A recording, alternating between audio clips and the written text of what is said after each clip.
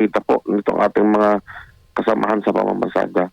Sir, magkano nang naiuwi ngayon ang mga driver, lalo na yung ilang linggong double digit na taas presyo?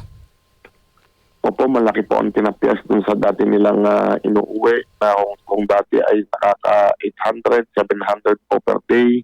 Kasi ngayon ay 100% ang itinaas po ng petrolyo, lalo na po sa diesel. Eh minsan, swerte na po kung makapag-uwi ng 200 sa 12 oras po na biyahe. So maghapon na pagod, yun lang ang maiuwi. Yung mga... Sa gyros, yung iba, 50 pesos lang. Sa kalahating araw, pambihira, grabe. paano yung... po talaga. Paano yung mga pagkain pa nila, Chairman, yung mga merienda pa nila, lalo na yung mga tubig, mainit? Alam nyo, minsan kalahating ulam, 2 kanin, tapos maraming sabaw ang hihingin doon sa kinakainan namin karinderya. Ganyan po ang sitwasyon ngayon. Tapos yung mataas na ang presyo, tapos yung pasahero parang mas kumonti pa ngayon kasi 4-day work week. Opo, naging 3 araw na ang weekend natin na Sir Jairus. Kung maalala natin kapag Sabado-Linggo, kung konti din ang bumibiyahe kasi nga konti din ang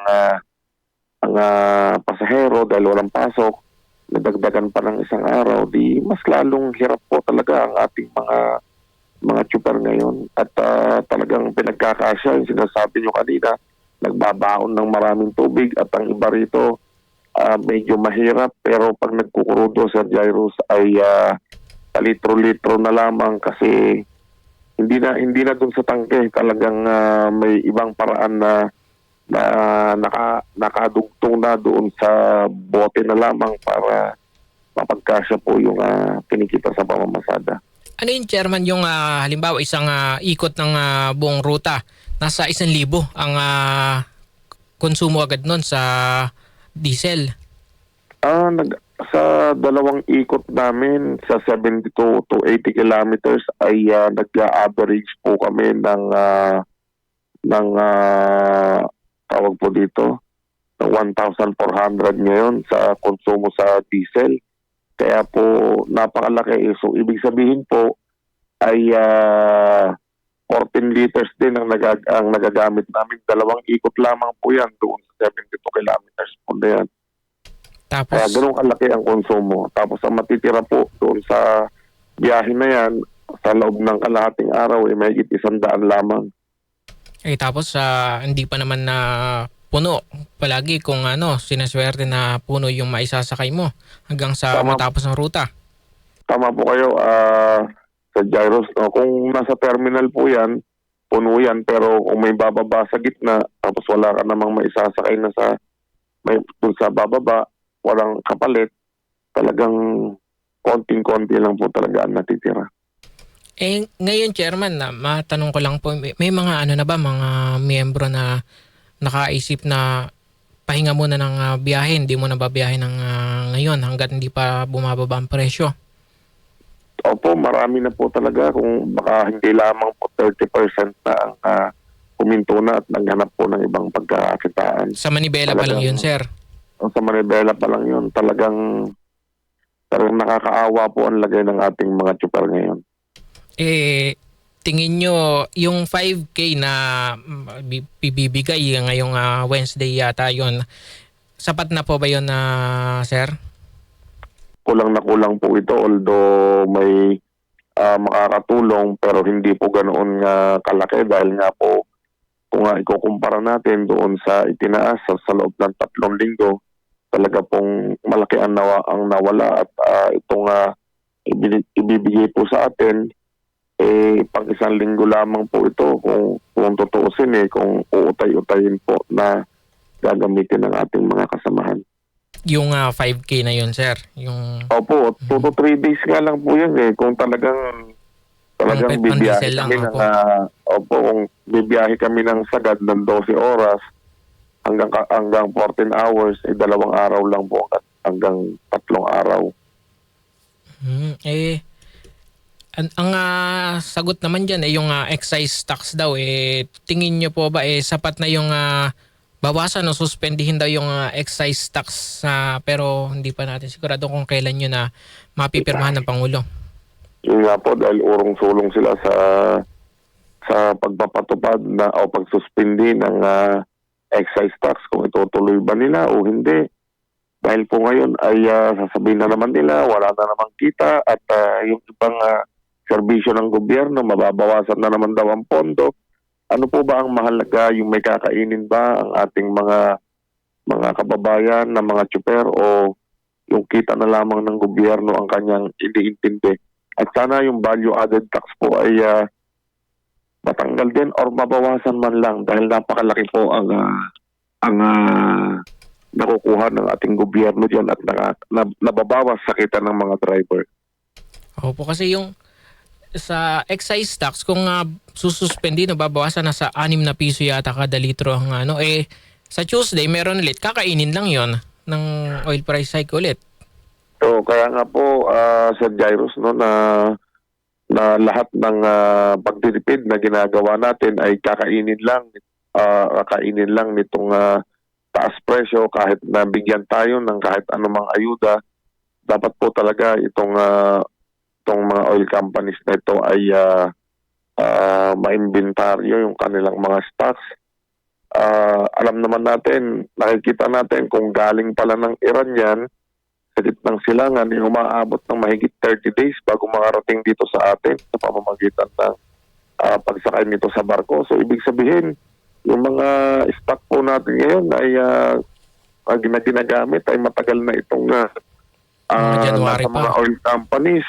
Kaya po iniisip natin na talagang sinamantala yung giyera po sa gitnang silangan. Pero tingin nyo, Chairman, kung halimbawa ang bababa na, huhupa na yung tensyon, magro-roll back agad dyan yung mga oil company? yan po ang katanong ngayon dyan, Sir Jairus, no? At kumustahin natin, baka nalulugi pa yung mga oil companies dyan, baka nahihirapan pa sila niyan na kiyang-hiya na tayo na 130 pesos na yung susunod na Martes ang presyo niyan. Baka nahihiya sila, baka gusto nyo nang isagad sa 500 para lalo wala ng bumiyahe. Di ba ba? Sa Sunday ng gabi, sarado ulit yan. Tapos sa Tuesday, may mga experience ba kayo ng ganun na, Chairman? Yung mga... Ano yan, pero marami na rin kaming nakita sa Jairus na mga gasolinahan na talagang hindi na rin po nag-ooperate, na talagang siguro hirap na rin silang kumita. Hindi natin alam bakit nagsasara sila o strategy lang nila ito. Hindi natin alam sa Jairus. Mm-hmm. Sir, tanong ko lang din, yung hirit nyo na taas pa sa yung di ba nga hindi natuloy yung piso sana na provisional fare hike. Muli po, hihirit po ba ulit kayo ngayon? Opo, aapila tayo na magpapasa tayo ng petisyon sa LTFRB at sa ganun ay madagdagan. Hindi naman yung piso lamang na kailangan po namin mga 8 ikot bago po makakuha ng 1 litrong pambili ng diesel. Yung sa epekto ng ilang linggo na oil price hike, magkano kaya ang kakailanganin para hindi man makabawi, makasabay man lang doon sa naging serya ng oil price hike para sabay yung kinikita ng mga driver? Yung sa taas presyo po ngayon, kulang po ang 3 piso o 5 piso. Kasi kung 13 pesos ang kailangan naming pamasahe doon sa dating 55 pesos, 52 to 55 pesos, ngayon sa Jairus ay 100% ang itinaas. Ibig sabihin, dapat doble din noon ang itaas na pamasahe. Pero hindi na ho kami naghahangad ng sobra-sobra. May material lang po doon sa ating mga kasamahan. Pang-uwi ay okay na rin po sana. Kaya lang hindi natin alam bakit ganito ang pinatutupad ng ating gobyerno. Kayo po ba may balak na kilos protesta ngayong kasama po ba kayo sa mga kilos protesta last week, sir? Hindi po kami kasama last week. Ngayong ngayong araw na to ay magkakaroon kami ng pagpupulong at siguro ay makakapagbigay kami ng balita o update bago matapos itong araw po na ito. Mhm. At may panawagan na lang kayo, Chairman, sa pamahalaan ngayong may nakaamba na naman ng oil price hike. At sa pamamahagi ng ayuda na 5,000 ngayong Wednesday. Alam niyo po, nakakadismaya manawagan sa gobyerno. Yung laban bawi na ginagawa nila at makupad na pamimigay ng ayuda at itong pagtanggal o pagsuspinde dito sa excise tax, value added tax, pag-aalis nitong oil deregulation law, walang nangyayari. Kaya kailangan na lang namin siguro na mamaluktot kung ano man yung pumot na kakasya sa amin. Sir Jairus, mahirap manawagan sa gobyerno na daig pa yung isang bingi at isang bulag. Kasi parang wala pa yatang gantong taas presyo humihiling na rin kayo dati ng fare increase tapos nasapawan na ng malakihang mga oil price hike nga. Itong masakit Sir Jairus, na yung petisyon na inaprubahan nila na piso ay nung wala pang giyera yun. Ay, sa dati pa po yun. Para sa dating ano pa po yun. Oo. Para dun sa 52 to 55 pesos na presyo ng diesel. Ng diesel, yung pangapetisyon po na nakahain sa LTFRB. Nagtaas na po ng 100%. Tapos yung pa rin petisyon na yun, ang dininig po nila. Parang natatanda ko nung inaprubahan yung piso nung di pa binabawi po, parang ang sabi yata ng LTFRB magpetisyon na lang daw ulit ng iba pa.